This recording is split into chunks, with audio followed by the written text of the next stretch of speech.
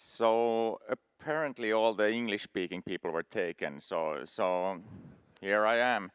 Thank you, CWNP, for having me on. Much appreciate that. And you may know me as Jussi from Ekahau, but today I was given one instruction and one instruction only: to not talk about our product. So I'm just going to put down this industry-leading Wi-Fi design tool.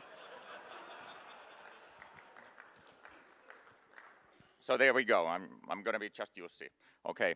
So without further ado, we have an outstanding keynote speaker today, and it's funny. I looked online. I looked him up, and all I found was a homeless guy that lives on a boat. And I was like, what's going on here? But as it turns out, this homeless guy has a couple of things he's done. So he's done over 1,000 public speaking slots. He's done it in all 50 states. And more importantly, he is the game show winner in The Price is Right. Please welcome Kevin Snyder.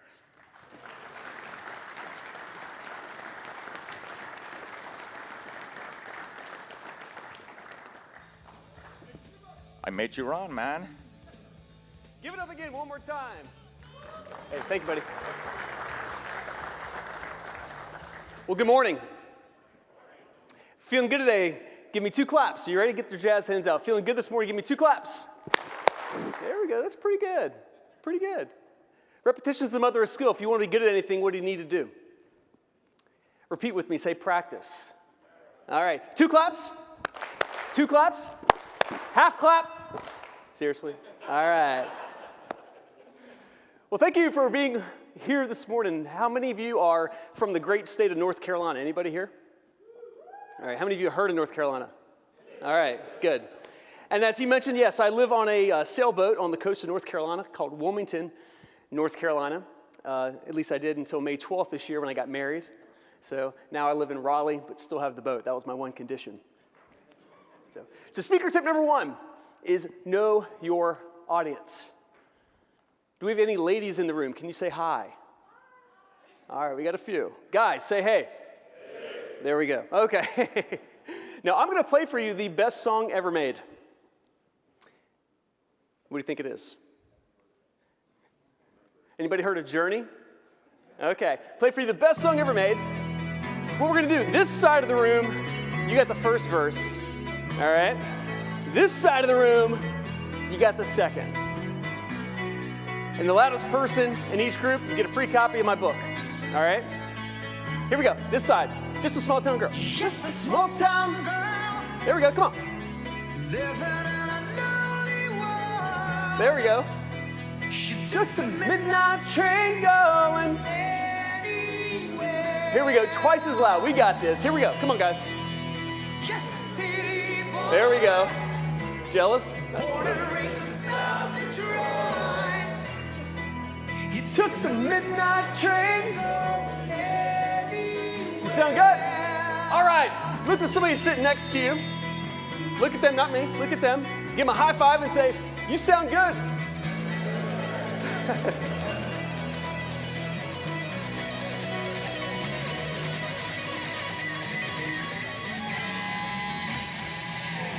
All right, we're done. Now, I don't know how many of you were trying to connect your client to the internet last night, but I had some problems. And I wondered, is it the AP or is it just the poor design of the wireless LAN? Now, I knew it couldn't be an issue with the 802.11 protocol, so it had to be either the AP or the design. Now, I have no clue what I just said to you, all right? And that is the most technical information you will get from me this entire presentation. But what I want to do is get us excited for the next several days of what we're going to learn, the connections that we're going to make, and the ability to take our life, our leadership, and our business to the next level. And if you're excited to do that, will you say yes? Yes. Convince me. If you're excited to do that, say yes. Yes. All right. Sounds good. Excellent. Now, let's start off with a question for you. How many of you, by show of hands, could be somewhere else right now? Okay, look around, and if you see someone sitting next to you with their hand not up, check their pulse, all right? Because you've demonstrated one of the most fundamental truths of leadership and success. Because what did you do? Spoiler alert, you showed up, right? Step one is always showing up. And that's one of the fallacies of leadership, because many times, we think an effective leader always does what they want to do, or it's what we want to do. But many times in life, no, it's what we ought to do. And showing up anyway creates opportunity. So look to somebody next to you one more time. Look at them. Give them a high five and say, thanks for showing up today.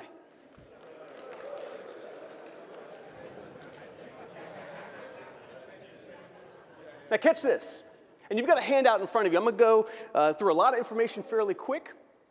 I've got some fill-in-the-blank quotes there for a reason to engage with you. And at the end of this presentation, if anyone would like to get a copy of my slide deck, all you have to do is send me an email, and you'll get it.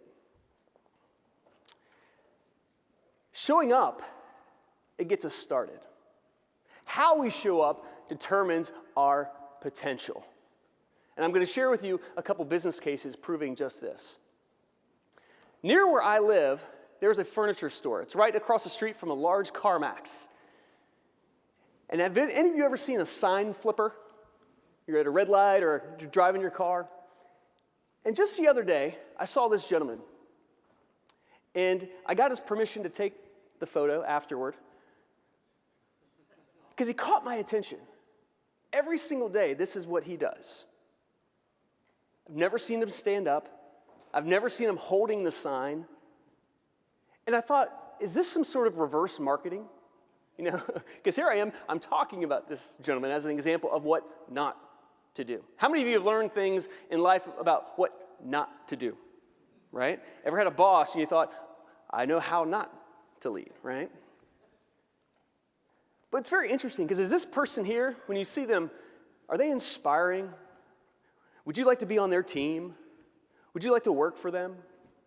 And I'm sure the answer would be no, as compared to this person.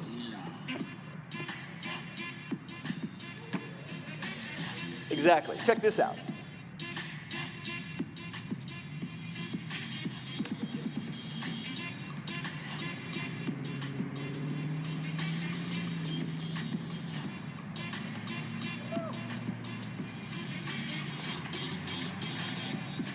Repetition, the mother of skill, remember?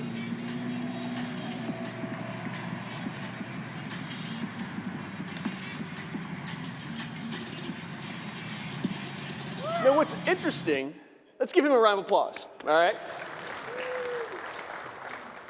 What's interesting, when we compare these two people, are they doing the same thing? Say yes. All right, repeat with me, say yes. Okay, they're doing the same thing. But you see, how they're doing it makes the difference. How they show up makes the difference. And many times in life, if we want to really take it to the next level, if we want to be inspiring, we really want to create a new experience, maybe there's some challenges that we're facing and we have to think a little differently about it. Oh, we can't be inspiring until we're first inspired. And what I love about simple laws of nature and simple principles, you look at a match, and that match has got so much potential. But what makes the difference between that match lighting a spark and simply just being there with potential? What's the difference? How does a match actually ignite? What must we do? Take action, right? And then it ignites and makes a difference. Because leadership is about influence, not just creating a transaction. It's about transformation. So today we're going to be focused in ways that we can be the spark, be the leader we want to follow, be the change that we want to see. And there are many, many examples of how this is done. Here's another example. 3 bricklayers were asked the same exact question. What are you doing? Well, bricklayer number one, what do you think he says? I'm laying bricks. Exactly. Well, bricklayer 2 was laying bricks as well, but he had a different purpose. He gave meaning to his bricks a little differently, and he said, well, motivation boy, I'm building a wall. And what about bricklayer 3? He said, I'm building, anybody know what this is? It's the Biltmore Estate in Asheville, North Carolina. Made out of, repeat with me, say brick. Made out of brick, with some really nice stucco and other things on top of it. But ultimately, the core is brick. Once again, another example, are all three bricklayers doing the same thing? Absolutely, but they give meaning to it in a different way. Now, how many of you, and this is just a mental show of hands, so don't raise your hand, but how many of you feel like there's some days where all you're doing is laying brick? I think we all have been there. I've been there. I love what I do. I speak professionally full-time. I travel all over the country. There's so many pros and so many things I just absolutely love about my job. I've never worked harder, but it's never been work. But still, there's some days I have them too. But what I focus on is the purpose. And catch this. I heard a quote recently by Tony Robbins. He says, nothing has meaning except the meaning we give. I thought, that's pretty true. Another great example here. And this is really what differentiates us. Now, when we look at our competitors, when we look at how we do the work that we do, what differentiates us is the energy that we bring and the experience that we provide. And here's another example. Anybody here ever heard of the fish philosophy? About the Pike Place Fish Market? It's in Seattle, Washington. Now, vision this. It's a fish market along the bay. There's about 15, at least, other fish markets. Their product is what? Okay, repeat with me. Say dead fish. Their product is dead fish. And in the 90s, a mid-20-something, new management took over. And he knew the organization needed to change, or else it was going to be a result of change. And he went to his people and he says, you know, guys, we got to start doing things a little differently. I'm not really sure what to do, but if we're going to differentiate ourselves, if we're going to have a company, we've got to start doing things a little differently. Now, for those of you that know this story, share with me real quick, a little audience interaction. What did this fish market, what did these people decide to do a little differently? Throw the fish. What? That sounds cray-cray. What? Well, check this out. You're exactly right. What do you see here? So when you're buying your tuna, your salmon, your crab legs, your oysters, whatever it might be, they're going to put you behind the counter and they're going to throw it to you. Or they're going to let you throw it to them. Look at this. Another example. Does she look happy? Absolutely. Look at this. Look at that smile. She's holding a dead fish, right? Now, this is a little much. Ladies in the room, how many of you would take your bridal party to a fish market? Now, this picture really grabbed my attention because it anchored back an image that I saw in 1996 when I was a resident advisor going through training at the university where I was an RA. And we had gone through this fish philosophy training. And I'd heard of this story. And I thought, okay, that sounds good. Like a lot of things in life. It sounds great. It sounds like it's a great principle. Yes, we should do that. We should follow these principles. But are they applied in action? I saw this picture. It's a tourist taking a picture of a guy selling his daughter a dead fish. And in just a moment, we're going to reverse engineer what the fish market has done, because they created not just a customer experience, but what they were able to do is create a human experience by selling dead fish. So I was speaking in Seattle a few years ago. And like I said, I'd heard of the fish philosophy, and I knew that it was in downtown Seattle, and I thought, hey, I want to go see if they walk their talk. I didn't know where the fish market was. That would have defeated the purpose, but when I turned the corner, And I looked at the Front Street area. I felt an energy, I heard laughter, and I saw a crowd of people hovered around the Pike Place Fish Market. And I had two immediate thoughts. How many? Two, thank you. One was, great, they are walking their talk. The second thought that I immediately had was, I actually felt bad for the other fish markets. They were empty. A crowd of people hovered around the Pike Place Fish Market, but all the other fish markets were absolutely empty. And I thought to myself, I bet they're thinking, well, we can't throw fish. That's what they do.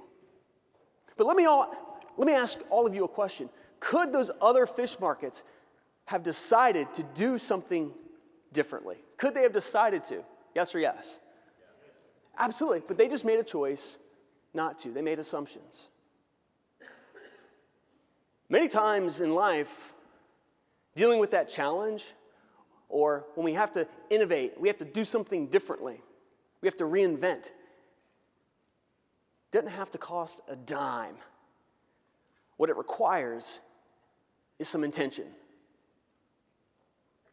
Now check this out. When I took this picture, the gentleman in the far left and the gentleman in the far right, the reason I remembered something about my training as an RA from several years prior, 1996. This picture was taken in 2007. Those two people were in the training video in 1996. So when you love what you do, does it show? Yes. When you don't love what you do, does it show? Right. And sometimes we have to remind ourselves that, yeah, there are days we lay bricks. And those bricks lead to walls. And those walls build the foundation for our life, for our business, for our relationships. We decide what that is. Nothing has meaning except the meaning we give it. And it's stories like these that help give us perspective on what truly is most important, and that is us. It's the experience that we bring to what we do every single day, even when it's tough. So as you look at reverse engineering this story, share with me real quick, what are some of the takeaways that you have? How was this able to be accomplished by a mid-20-something young new manager who simply empowered his people? What are some of the things that he was able to accomplish which resulted in this phenomenon? Pride. Is that what you said? Excellent. Thank you. Pride, yes. What else? Two more. Inspiration, exactly. Make it fun. If we're not having fun, something needs to change. Now, of course, there's a time and a place. But if we're not laughing every single day, if we're not creating an opportunity to create really that human experience, there's opportunity to do that. For me, folks, it all boils down to one thing: mindset. And that's one of the aspects I want to challenge each of us today, including myself, to be aware of. Because awareness is one of the number one indicators for success. For me as a leader, knowing how I am, the qualities that I bring, but also how do I utilize the qualities of those around me with my customers. Catch this, 73% of the average person's thoughts are negative. 73%. And I know it's true because I got it off the internet. So, nope, and I actually did from the American Psychological Association. So when we're aware, we become very powerful because just like you're listening to a radio, think about it. If you don't like the song, what do? Change the station. And we have to be aware when that happens up here. I have to remind myself of this as well. Here's another great example, very relevant for why we're here. Anybody know who this is? The new CEO for Microsoft. Satya Nadella. He's on the cover, obviously, of Fast Company. Great article. There are several interviews of him out right now. He has a new book that's coming out. But he's the third CEO of Microsoft. And when he took over, If you know the story of Microsoft, where it's at now, he has been able to bring $250 in revenue growth for this company by simply changing the mindset, the culture. And that's what he credits the success to. He admits that Microsoft was a culture of figure it out. The culture he brought to it was, let's learn from it. And every single leadership team meeting, one of the success qualities or the success factors for him that he credits to was every meeting they start off with something in their company that's inventive that nobody else is doing. People that are taking risk and they want to learn from it. So mindset is extremely, extremely important. So right now we're going to do a little activity because what we have to be aware of is to condition our mind for success. I think society, and whoever society is, has conditioned us and given us an outline of kind of what success looks like, what people think it looks like. But you know what success really looks like. If you can all just raise your arm just for a moment. Raise your arm. Draw me the line of success that you know it really looks like. Think back to even one of your greatest accomplishments. Think back at something that you're proud of. Show me. What is success? Show me that line. Yeah, don't hit the person next to you, right? But catch this. We know this. See, today I'm not here to really teach you anything maybe you don't already know. I'm here to remind you of what you already do. And how you can take that and use it. Maybe somebody else needs to be here listening to this right now that you know. So how can you be that agent of change? How can you take this information? You all get a book. You have great content. What we do with it is up to us. It's not what we know, it's what we apply. But we know that the squiggly lines represent a lot. You know, the squiggly lines represent failure, obstacles, time. Here's what I've learned. Rejection equals redirection. Struggles develop strength.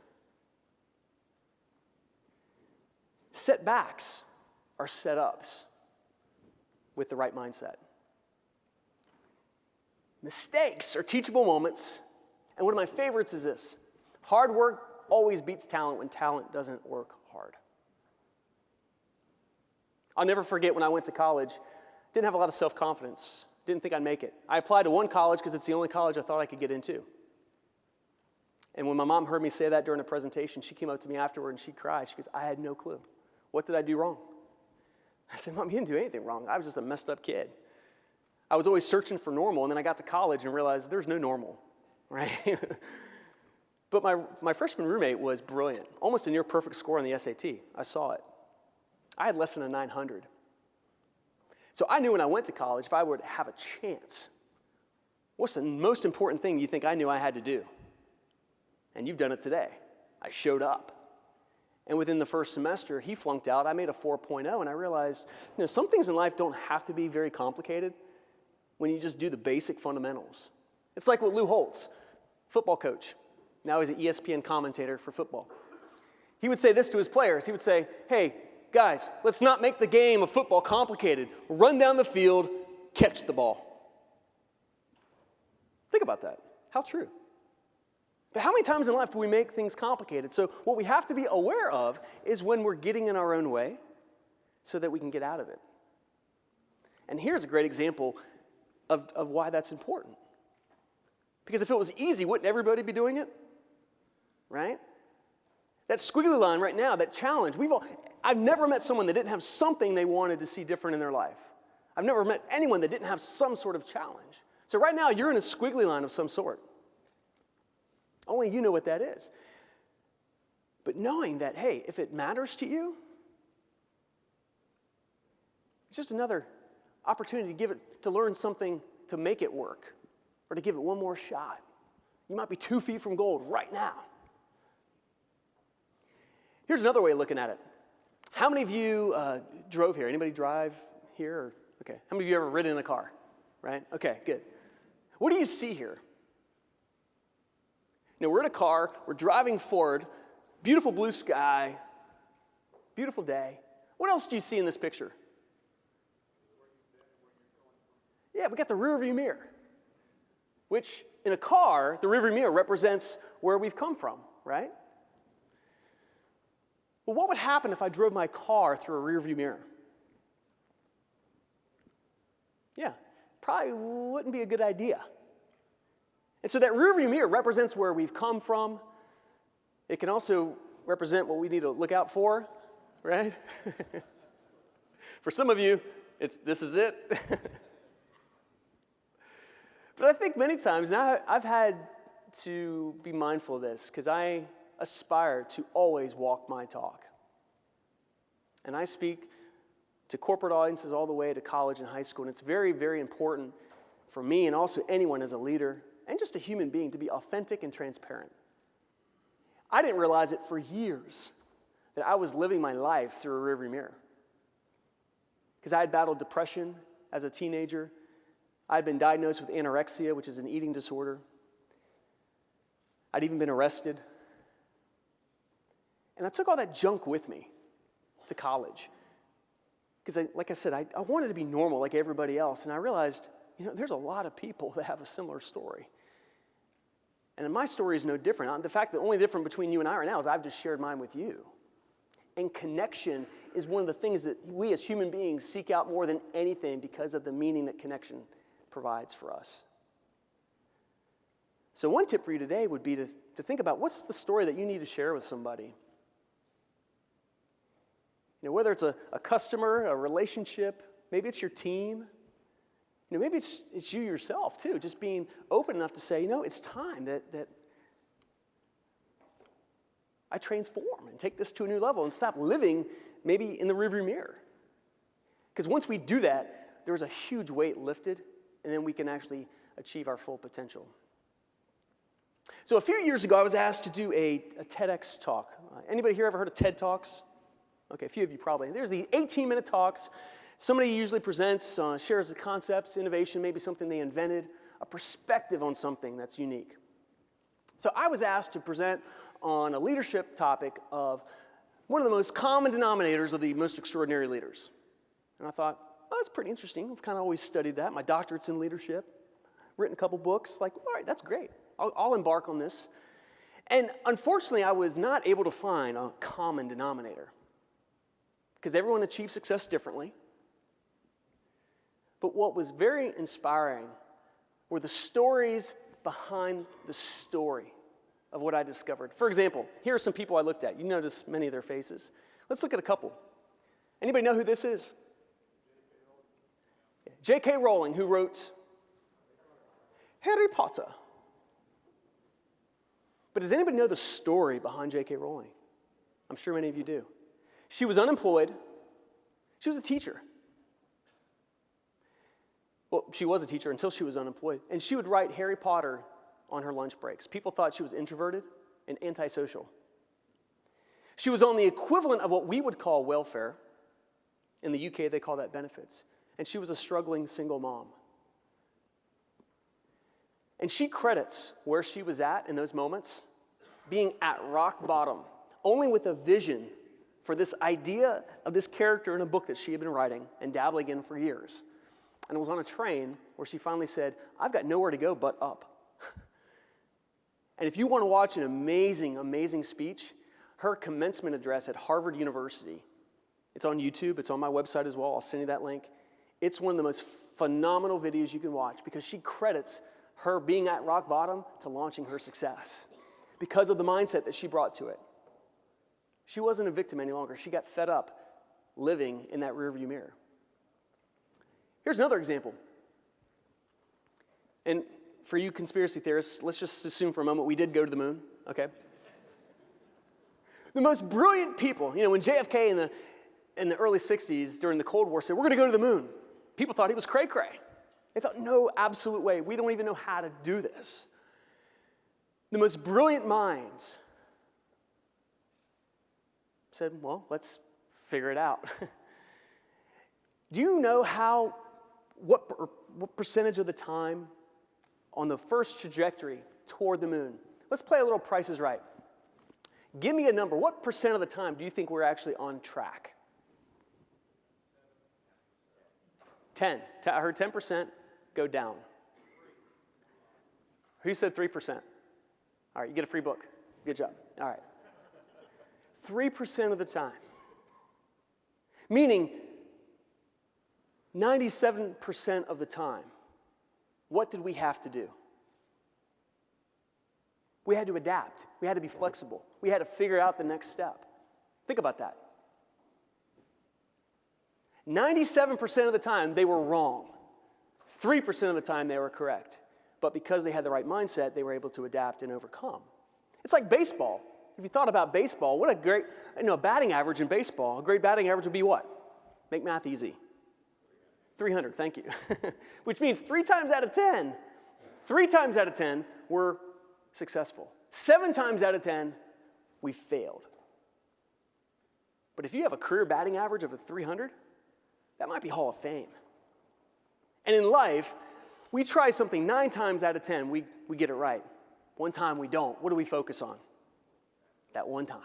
So we have many times be aware of how hard we are on ourselves. And I've led teams before, and one of the first things that I've empowered them, at least I hope I have, is that they want to take risk. That they know that the only way we're going to get somewhere, experience something new, to create the success that we want, is by doing new things and having a culture where it's comfortable to do that. Now, sometimes people say, well, that's not the culture I work. And of course, if you work, some people say, oh, I'm a nurse, Kevin, or I'm a doctor. I'm like, okay, yeah, you need to get that right, okay? But you get the point. We have to understand that sometimes when we don't risk, we risk even more. Now, this is one of my favorite examples. The last example I'll share with you today of the story being behind the story. And in my book, there's a whole, the chapters are just woven through with these stories. Anybody know who this is? This is Roger Bannister. Now, does anyone know what Roger accomplished? What was he known for besides running? Okay. 4-minute mile, thank you. Catch this, 1954, people thought it is physiologically impossible. A human being cannot run a mile quicker than 4 minutes. Everybody believed it, up until Roger Bannister. Roger Bannister broke the 4-minute mile in 1954. Now, without even knowing this story or knowing Roger, I don't know him, what are some things about him? What are some leadership descriptors that do you feel helped him accomplish that breakthrough? Just throw a couple out. Persistence, I heard that twice. What else? How did he do it when everybody around said he couldn't? Drive, determination, practice. He didn't listen to the naysayers. Change the station. Now, I didn't hear steroids, all right? Maybe some of you were thinking it, but hey, let's give him a good pair of running shoes. When's the last time somebody told you that you couldn't do something? Has anyone ever said to you, well, we've tried it that way? So what? Try again. Now, the story behind the story, we're not even there yet. Catch this. Do you think since 1954, other people were able to break this same record, or was it just Roger? Price is Right. What do you think? More? You're exactly right. Over 200 people. I stopped counting because somebody then emails me and say, hey, your data's wrong. Okay. Over 200 people have been able to break this record because they saw that it was what? They saw that it was possible. And then their mindset changed as well. And so many times what we need is that somebody just to show us. I'm the person for you today with that challenge that you might be facing. But think about yourself. This is you as well. You are that person. And one of the quotes Roger says, number one reason people don't get what they want is because they don't know what it is. You got to have a vision for what you want to accomplish. Understand there's going to be naysayers all around you, but with persistence and determination and practice, you're not going to wake up tomorrow and be able to run a 4-minute mile if you never practiced, but you're going to be one brick closer every single day. Because bricks build walls, and walls build mansions, as well as the foundation for who we are as human beings. Check this out. Dismissed from drama school with a note that read, "Wasting her time. She's too shy to put her best foot forward." Turned down by the Decca Recording Company, who said, "We don't like their sound, and guitar music is on the way out." A failed soldier, farmer, and real estate agent. At 38 years old, he went to work for his father as a handyman. Cut from the high school basketball team, he went home, locked himself in his room, and cried. A teacher told him he was too stupid to learn anything, and he should go into a field where he might succeed by virtue of his pleasant personality. Fired from a newspaper because he lacked imagination and had no original ideas. His fiancée died, he failed in business twice, he had a nervous breakdown, and he was defeated in 8 elections. If you've never failed, you've never lived. You like that video? I'll send it to you as well. Or you can just type up best motivational video ever on YouTube. Now look to somebody next to you. Look at them one more time. Give them a high five and say, "I got this." Good. Some of you did an air 5. I saw that. Now here's a great activity for you. It's on your sheet as well. What I'm going to do, I'm going to give you 20 seconds to connect all 9 dots with 4 straight lines. You have to keep your pen on the paper, though. Okay, you can't take it off. Connect all 9 dots with 4 straight lines. Give it a shot. Go.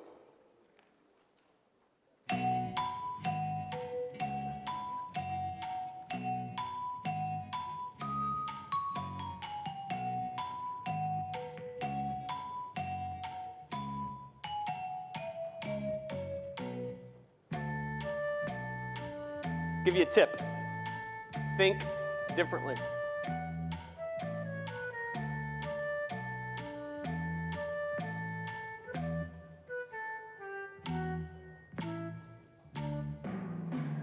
All right, by show of hands, did anyone cross all 9 dots? Okay.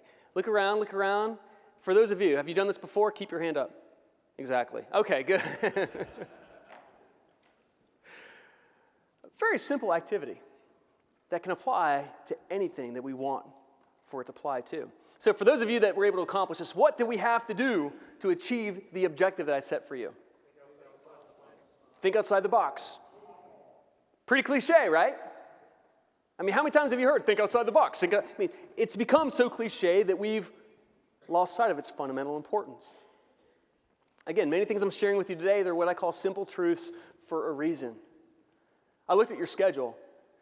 There's a lot of stuff you've got going on. I want to keep this as simple as possible, okay?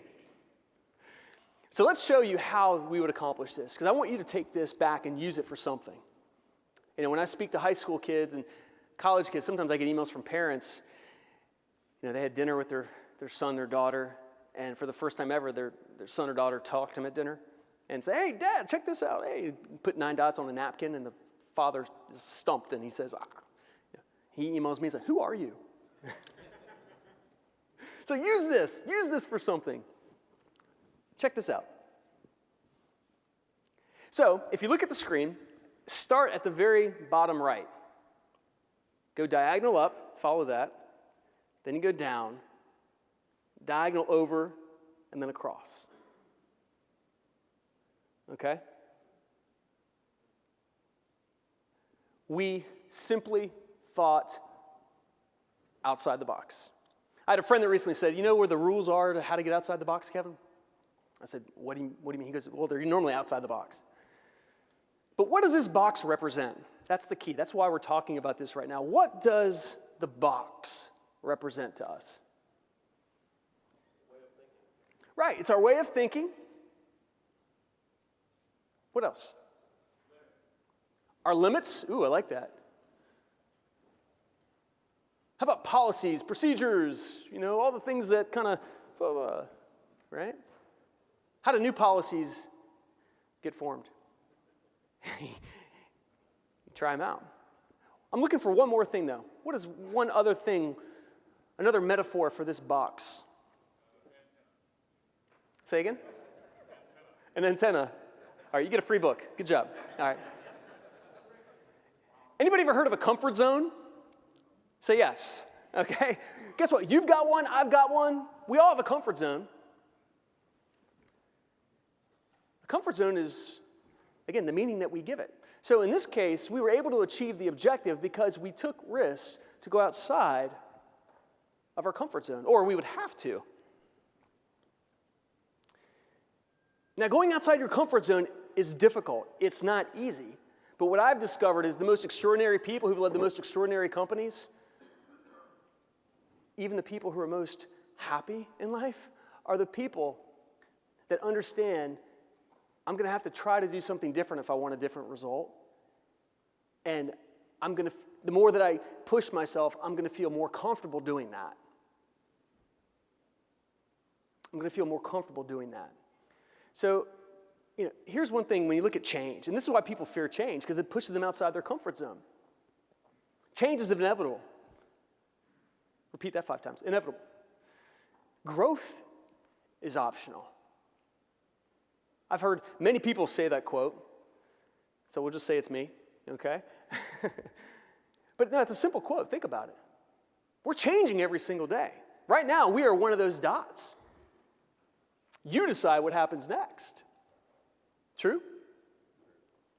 Our relationships never stay the same. Our business never stays the same. Our skin cells never stay the same. We are always changing. Nothing ever stays the same. So let's make a choice to grow. The reason most people fear change, and I'm not suggesting any of you fear change. I mean, you showed up, you took action. But the reason most people fear change is because of the uncertainty that it represents. So as a leader, as a company owner, as a blank, if you can help other people understand that change is growth, change is good, change leads us to a better place, why would they not want to get behind that?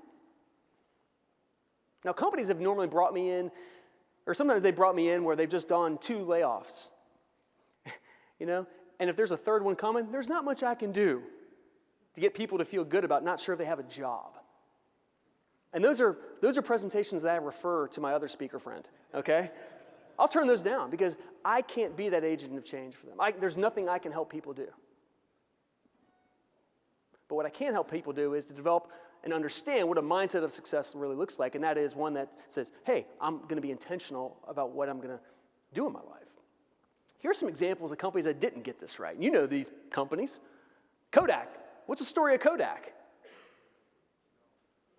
Right, digital film, right? They actually invented it, and they said, we don't want to compete with ourselves, so we're going to put this in the closet, and then what? Fuji came along. Thanks, Kodak. They were unwilling to change. Look at this. Ever heard of Blockbuster? If you've got kids, they have not. What have they heard? Netflix, which if you know, Blockbuster had the chance at the beginning to buy Netflix. They had the chance. Hey, opportunities are never lost. They're just passed on to somebody else. And one of my personal favorites is this one. The good old Sony Walkman. See, just examples of companies and even brands that weren't willing to understand what got them there was that innovation. And now, a century later, as compared to the Fortune 500 companies, there's less than 30 of them still there. So change, good. But we have to be willing to go outside of that comfort zone, and it's very difficult. Anybody here ever been skydiving? Any skydivers? Oh, good, we got a few people. Do me a favor, if you've been skydiving, will you stand up just for a moment, because I want to ask you a question. Give them a round of applause. All right. Got several of you, this is great. Now, do you remember when you were going up in the plane for the very first time? What was going through your mind? Do you remember? Yeah.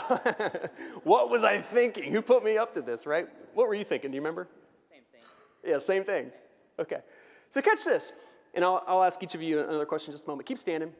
When you skydive, number one, you're jumping out of a perfectly good plane, okay? Which my mother would say there's never a perfectly good plane, which I would kind of agree.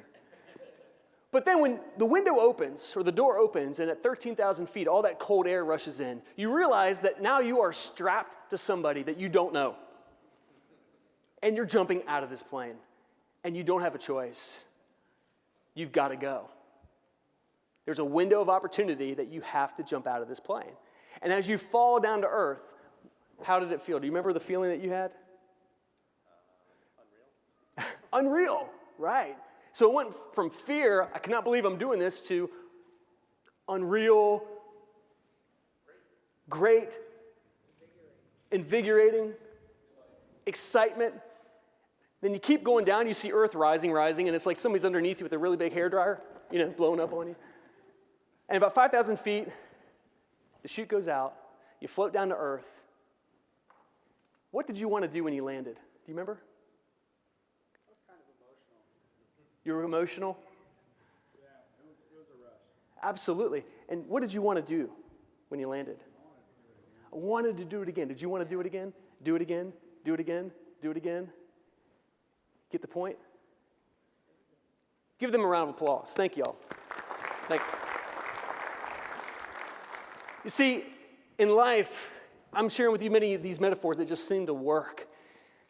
Many times in life, it's what happens at the end, or the edge even of that comfort zone. And we have to be willing to do that as leaders, both personally in our relationships, to be willing to go outside the comfort zone, even when it feels uncomfortable, because that's why it's called a comfort zone. But when we condition our mind to say, no, comfort zone means growth, then it's good. So what I want to do right now, I want to get 3 people who understand and really embrace this concept, who are like, I got this, motivation boy. I want to get 3 people on stage, 3 volunteers, get a free copy of my book, okay? 3 people, would love to have a woman too, at least one woman. Let me get 3 people, the first 3 people up on stage with me. There we go. We got 2. I need a woman. Got it? Come on. There we go. All right, give them all a round of applause. Thank you very much. We got Brett. Hey, Brett. Can we say hey, Brett? Hey, Brett. All right, we got Jason. Got Jason, and we got Jane. Jane? Yep. Can we say hi, Jane? Hi, Jane. Okay. Now, this is an activity that I call follow the leader. Follow the what? Leader. The leader. Okay, good. Now, I'm going to play a song, and each one is going to have their own song. So it's one person at a time, and I'm going to be doing this with you, so no worries. But they're going to come up with a little dance. All right? And these spotlights are pretty bright, if you can't, And this is being videoed, so this might go viral. Now, this activity is called Follow the Leader. So whatever you see them doing, you have to mirror. And I have a 4th song waiting for somebody who's not doing it. All right? Does that make sense? All right, everybody stand up for me. Stand up. And let's give them a little energy. Give them a round of applause. Get the blood flowing. All right. Brett, you ready? All right, Brett's ready. Check this out. All right, Brett, come on up. Just start dancing. Do whatever you want.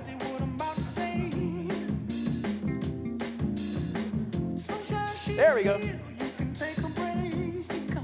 Oh. You got to do this too. Come on. Oh, there we go.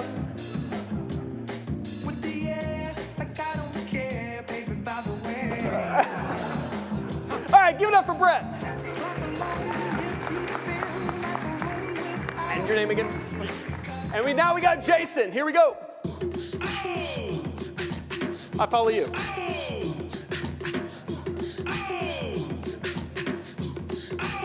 All the shorties in the club, let me see you just back it up, drop it down, let me see you just get low, scrub the ground, let me see you just push it up, let me see you just.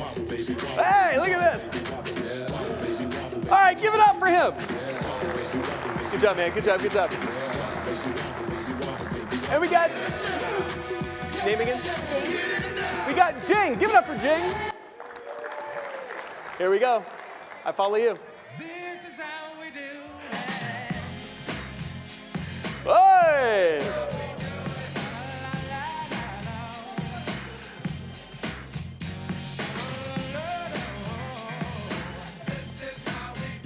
There we go.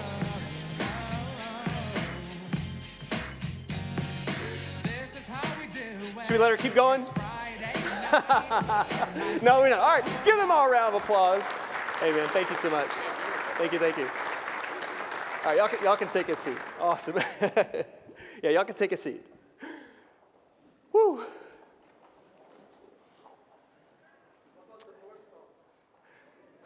You don't want to know. Rhymes with baby's got... Now, let me ask you a question as we're kind of getting toward the close. When's the last time you did something for the first time? Now, some of you can answer that question pretty fast. But I want to encourage to reflect on that. When's the last time you did something for the first time?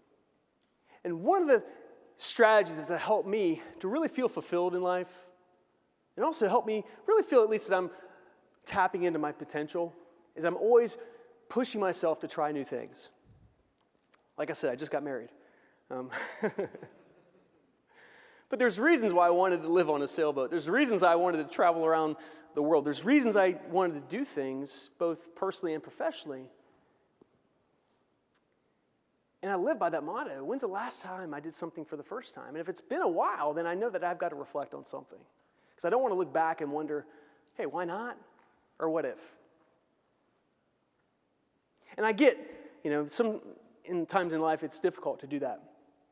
But when we want to be the change we want to see for our kids, in our relationships, for our team, for our company, sometimes it's simply just a mindset change that focuses on new opportunity and ideas and potential that can unleash that.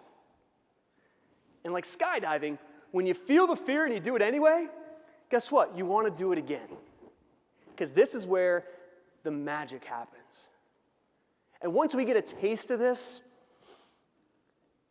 and you understand this already, but it's not what we know, it's what we apply. When we really get a taste of that, when we look back at some of our greatest accomplishments and we understand and reflect that, hey, those weren't easy and overnight, but it meant something to you. Again, remember, nothing has meaning except the meaning we give it. So this is really important stuff. And I know all of you, when you leave here, life didn't stop. You have a lot going on right now. So be fair to yourself, be fair up here, and develop and construct that mindset for success. Any of you have young kids or a nephew? Good. What would a child say if you asked them if they were 5, maybe 10 years old, hey, what do you want to be when you grow up? What's normally their type of response? Right. All these ideas, right? But catch this. Do they ever say, well, I don't know, Mom, Dad, it depends on the strategy of how I'm going to accomplish it? No. Anything is possible for a young boy or young girl, usually. So where do they learn limitation then? It seems that the older we become, the more we find creative ways to not do something. Well, what you think about, you bring about. It's a law. I don't know how it works. I don't understand it. I don't know how these lights work. I don't know how any of this works. I don't know how a wireless LAN works. Or an AP or blah, blah, blah, blah, blah. But I just know that it does. And that's the key. With the right design, of course. So let me share with you, when I was young, what I wanted. It was the only thing that made me come alive. And you know a little bit of my background story. I didn't have a lot that made me feel good in life, but at 11 a.m., I came alive watching The Price is Right. All right, now how many of you have ever heard of The Price is Right? All right, cool. Now my next question is, you're my tribe. How many of you'll admit you've actually yelled at the TV? If your hand didn't go up, you're lying, right? My mom and I were watching The Price is Right one day. She says, Kevin, what do you want to be when you grow up? And I looked at her, and I remember this conversation because I'd just beaten her on the Showcase Showdown. I said, Mom, I want to meet I want to be Bob Barker. And that's when my mom, for the first time, that's when she said it many other times, but that was the first time I heard her say, "You were switched at birth."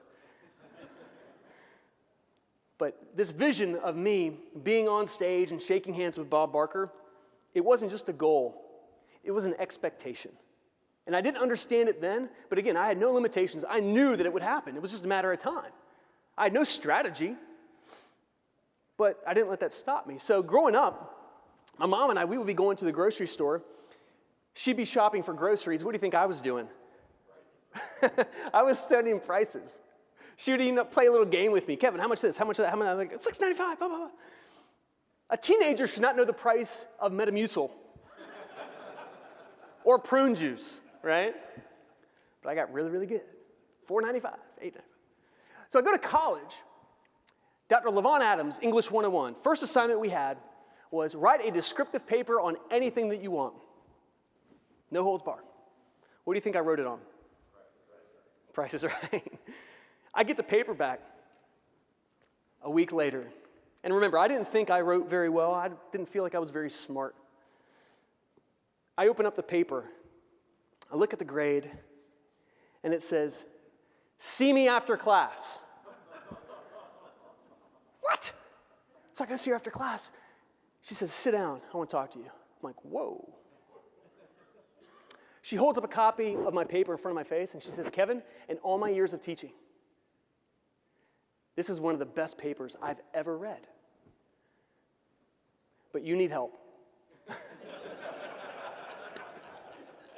You're obsessed with this show." And I thought, maybe, I guess so. Because I thought everybody watched The Price. I thought everybody yelled at the TV. I thought everybody did bets, until the dean of students wrote me up. And what's amazing, there's so many elements of this story, but what was really inspiring for me at that moment, I didn't connect the dots immediately then, but when Dr. LaVon Adams told me that I was really good at writing, you know what that did for me? It helped me to start to realize maybe I can write. See, the power of words when we use them, and all of us have examples of when words haven't been used effectively. But when's the last time we said somebody was really good at something? When's the last time somebody said that to you? It's about the human experience, not the customer experience. It's about human experience. So when I was told The Price is Right, I said, "Oh, okay, great, I got to keep on this."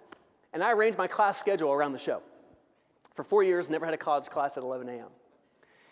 Now, I went to a leadership conference the summer before my senior year. And I didn't want to go, but because I was in a leadership role, I had to go. So I went kind of kicking and screaming mentally, didn't want to be there, but I showed up. Now, at the registration table, I meet this guy, his name was Chris. And Chris had fiery red hair, really outgoing personality. He and I instant bromance, right? And he and I went to a session together, and at the beginning of the session, we did an icebreaker. And the icebreaker was to stand on a chair and then say something unique about yourself that nobody else would know unless you told them. Right? Pretty easy. So Chris gets on his chair. Again, he and I had just met. He looks around at the group about 100 guys, fraternity guys. And he's like, "What's up, guys? My name's Chris. I'm from the University of California at San Diego." And most people would not know that, hey, I was just on The Price is Right, and I won a gazebo. Oh my God. Shut the front door. Are you kidding me? I looked up at him as a gift. Because for the next 3 days of this leadership conference, what do you think I did? I asked Chris every single question you can imagine. Hey, how did you get on the show? The taxes, the prizes, the models. I mean, everything, right? And what Chris was able to share with me was a strategy on how to be selected as a contestant on The Price is Right. Repeat with me. Say strategy. If you ever thought that it was random, not so much. Like most game shows, reality shows, life, there's a strategy normally to accomplish something. And our purpose is to figure out what that strategy is. And there might not just be one strategy, there's several. So I don't have the time to share with you what the strategy is, but talk to me afterward and just see that line, okay? But Chris shared with me the strategy, and over 10 years had gone by, I had no clue how, but I didn't let not knowing the strategy stop me. And once I knew the strategy, then I knew it was a match of potential. And it took action for me to strike it, get outside my comfort zone, and just simply make it happen. So I ordered tickets. I did what Chris told me. I get the tickets in the mail, and I'm looking at the ticket date, and I thought, okay, this date is something else. I wasn't the best planner. I didn't have a planner. And I knew the date was something. And about 1 month prior to my college graduation, I realized that was it. So I had a choice to make. To go to my college graduation or to go out and be on The Price is Right. What would you do? Price is Right? You're exactly right. So I called my mom and my dad. I was like, hey, tell grandma to cancel the flight. I'm going to Price is Right. I'm driving from North Carolina, Interstate 40, boom, all the way out to Barstow. My dad hung up the phone.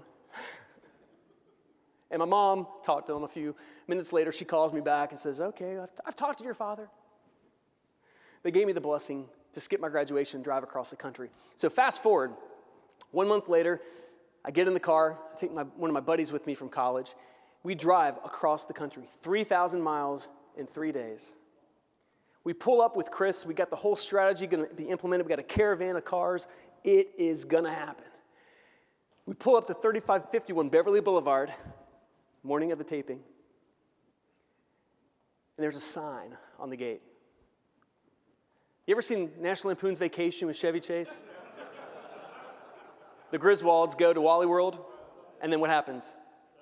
It's closed. Well, that didn't happen to us. Actually, it did. There was a sign that says, today's show canceled. Today's show canceled. And I cried. I've gotten emotional before when I've shared that. But I cried. I fell to the ground. Thank you. It's okay. And I remember my buddy looking at me. I remember Chris looking at me, not sure what to say. And that was a moment they just should have just shut up anyway. And then Chris, a few minutes later, says, like, hey, man, we're getting escorted off property. We got to go. But all those demons came back in my mind. All that toxic, negative head trash for the next 3,000 miles back home, it wouldn't shut up. You idiot. Knew this wouldn't happen. Why did you do this? You missed your graduation. All these things. People laughed at me.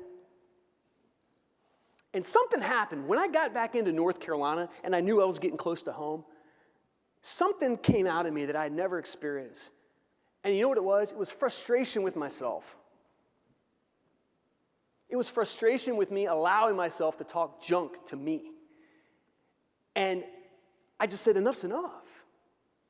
And I knew then that I would have to go back out and keep going out until it happened. So when I get back home, I immediately go upstairs. I give my mom a hug first, and I go upstairs to the computer, and I ordered tickets for the next show taping date. I had to wait 3 months, and if you're like me, that's very painful because I like things yesterday. But I had to wait. The squiggly lines, remember? I had to wait. And then I flew out. Chris picked me up at LAX Airport, Los Angeles.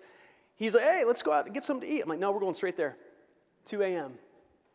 And if you think I'm weird, there's actually people in front of us in line. Only 2, but hey, still. So the morning of the show taping, getting to the point here, 9 o'clock rolls around. They lead us into the studio audience. Music starts playing. Oh my gosh, this is going to happen.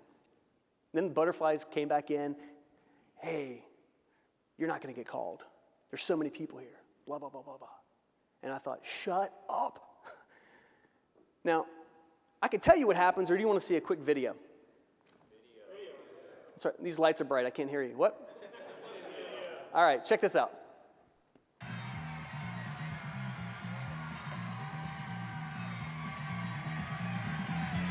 Kevin Snyder, come on down.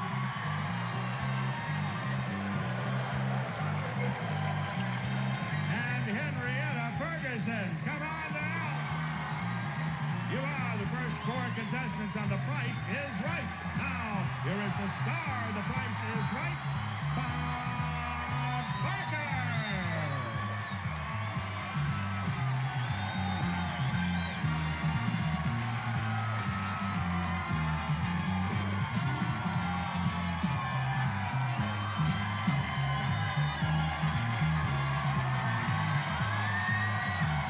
Welcome to The Price is Right.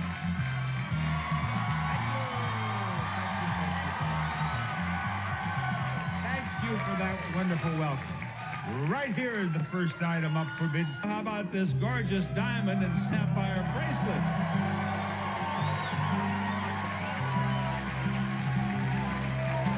From the Michael C. Pina Company, this beautiful lady's bracelet features .67 carat diamonds, 4.87 carat sapphires, and a matte 14 carat gold bracelet. Now, did you get a look at that, Doris? Did you look at it? Now, what do you bid on that, Doris? What do you bid on? Speak into your microphone. What do you bid on? I used to work on Harry Winston. I know that bracelet's about $800. $800. All right, Kevin. Bob, I bid $1,550. You bid $1,550. Now, Jacqueline. $1,299. $1,299. Barbara. $12.50. $1,250. Actual retail price $1,625.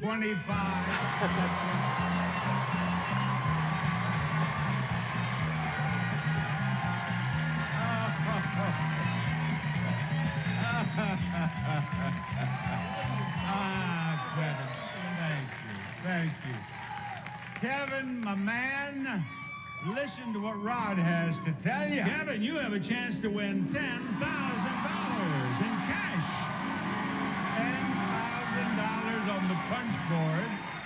I'm going to give you a chance to win 4 punches and 4 prizes. What is the first prize, Rod? First, the Hoover Steam Vac Jr. Easy to use, compact extractor. It washes out spills on carpets and upholstery before they become stains. From Hoover. Kathleen, what's the wrong price? $161. What's the right price, Kevin? Higher or lower?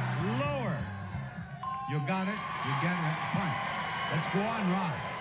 Here we go with a soda fountain drink mixer. Mixes shakes, malts, sodas, etc. The mixing cup is made of stainless steel for easy cleanup.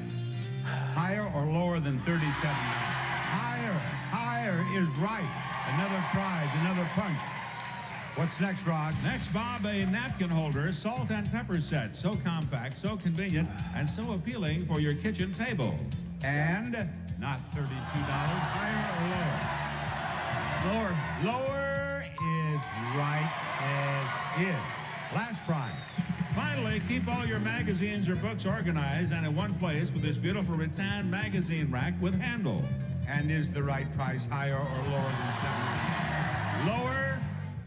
You got it. Step over there, punch out 4 holes, and don't pull out the slip in the hole. 1, 2, 3, 4. Very good. Over here is the first hole he punched out. I reach into that first hole and discover that he has won $50. Now that's the lowest prize on the board. You can give that back. Okay, up here is next.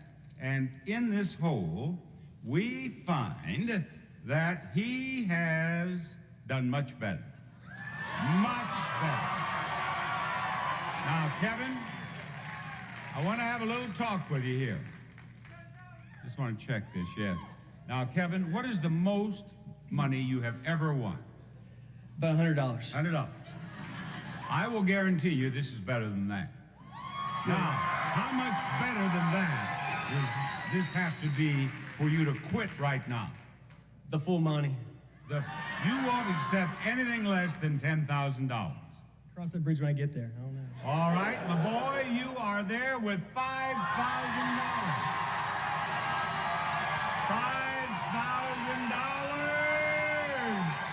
Oh, Kevin, you are $5,000 richer. You stop. He's going to quit right now.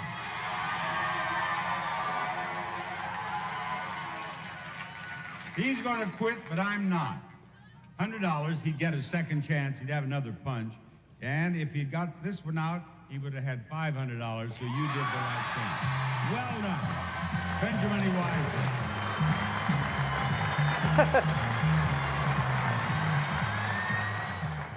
Thank you. Where's the bracelet now? My wife. And actually, she did a nice little thing. She actually put some of the diamonds in my wedding band. So, oh, I know. So I get home, and this was the front page of the news. Apparently, my mom had called the editor and thought this was a cool story, and he agreed. And it took a couple years. I was actually going through some boxes. A couple years after this experience. This happened May 10th of 2000. I just remember, that just occurred to me for the very first time. I got married May 12th. This was May 10th. Interesting. Okay. But this photo, or this clip, it took over 2 years for me to connect the dots that Snyder had lived a dream on The Price is Right. And that's when this entire story had new meaning. And that's why I'm here today, is to ask you, what is your Price is Right? What's your dream? Now, some of you, you know, and you're like, hey, motivation boy, I'm doing it. Some of you, I ask this question because I want to remind you of what it is, because it's maybe been a while. And there might be some of you that also you're not 100% sure, or maybe you're married to someone who's not sure, or that's why I'm here too, to be that itch. There's two types of dreams. How many? Two. The ones we have when we're sleeping and the ones we make when we're awake. What would you prefer? Let's make those dreams. This was the vision that I had, and it's so odd now because I go back to the story that I shared with you. I had that vision of meeting Bob Barker on stage. I had it. It was like watching it on mental TV. And although I didn't understand it, looking back, I thought, that's the reason it actually manifested in my life, is because I expected it to. And I think that's one of the most important principles we can take away from today is don't just set a goal. Set an expectation as if it's a matter of time before you're going to achieve it. Because that gives us the grit, the determination, that gives us the source and the inspiration and the pilot light to make it happen. Having a vision and expecting it are the first two steps toward obtaining it. That's the last quote you have on your handout. Think about that just for a moment. So think about a personal goal for you. Do you hope it happens, or are you expecting it? Now, even if we don't know how we're going to accomplish it, and that's where many of us, depending on our personality style, and we need to see this. We need to see the strategy. We'll just know that part of the strategy to find it is to take the step to make it happen, or to jump out of that plan. I mean, finding the strategy takes time. I'm still working on this one. All right. But I was speaking to a group, and they asked me, what's your dream now? I'm like, well, now I'm married, I can't say that. So this is probably the last time I'll ever share this, because she's not returning any of my phone calls. But I said, you know what, a couple of years ago, I've always wanted an English bulldog. I've always wanted an English bulldog. And so I thought, well, hey, I got to walk my talk. So after that presentation, I went and I got myself an English bulldog, and I named him Barker.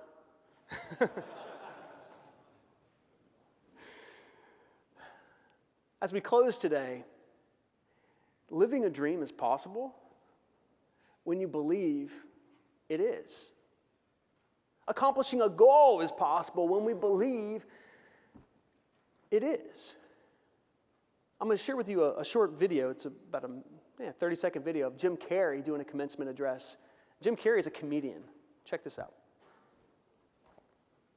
You can spend your whole life imagining ghosts, worrying about the pathway to the future, but all there will ever be is what's happening here, and the decisions we make in this moment, which are based in either love or fear. So many of us choose our path out of fear disguised as practicality. What we really want seems impossibly out of reach and ridiculous to expect, so we never dare to ask the universe for it. I'm saying I'm the proof that you can ask the universe for it. My father could have been a great comedian, but he didn't believe that that was possible for him. And so he made a conservative choice. Instead, he got a safe job as an accountant. And when I was 12 years old, he was let go from that safe job. And our family had to do whatever we could to survive.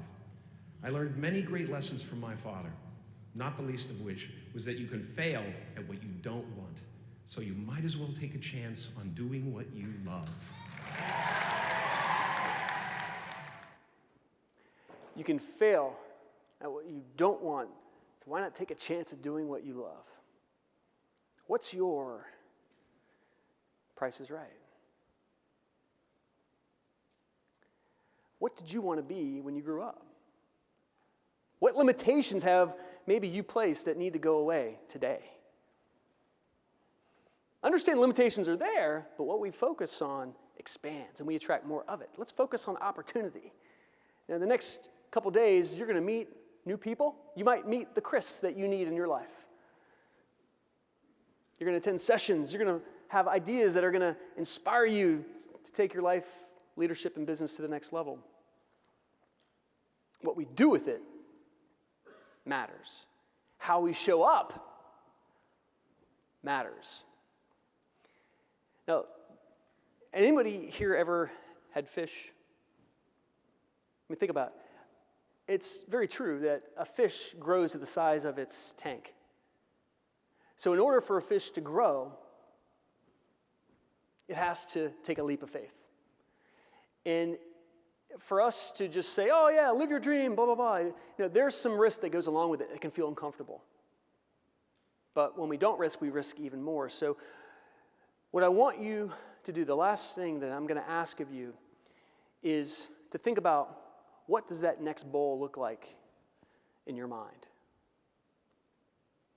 And as I share with you a closing video, think about what's going to happen in your life. It just hadn't happened yet. And this is only for you. But I want you to write it down on that handout in the bowl, because you're 50% more likely to achieve it just by writing it down. But you got to believe it. Does that make sense? And catch this, you're up to 70% more likely to achieve it if you write it down and you put a date on it, when it's going to happen, or by when. So think about you. What is that next level? What is that one thing? You might have a couple things, but think, what is one thing that you're inspired for right now to make sure that it's just a matter of time? What's your Price is Right? And put it in that bowl. Watch this video.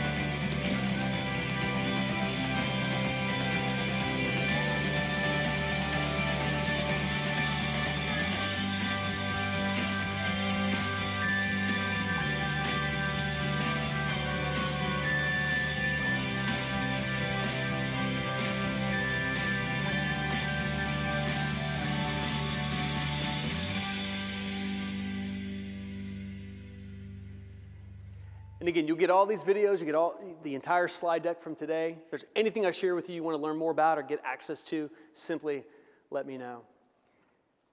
I want to thank you for your time. It's the most valuable thing you have. Each of you, as a thank you from CWMP, you actually have a customized book in front of you with a welcome message from Sean. Can we give them a round of applause for that? And we experienced, or I did, a little squiggly line yesterday. The books, there's a box missing, okay? So if any of you do not have a customized book, I will personally mail you a copy for free at my expense. Just make sure that you let me know if that's you. But most of you should have a customized book. I'm not sure how we're doing the autographs, but I'll be here throughout the day, and I'm happy to autograph it. I'll double the value on it, okay? And if you want to, on my website, you can actually download a free e-copy of Think Differently that you have in your hand. So if you want to share it with other people, you can do that. But I would love to stay in touch. I've got a daily motivational quote that goes out at 9 a.m. every morning. If you want to get that, I'm at the App Store. It's free. But just stay in touch. So, we had a good opening session? All right. Give yourselves a round of applause. Thank you very much. Appreciate it.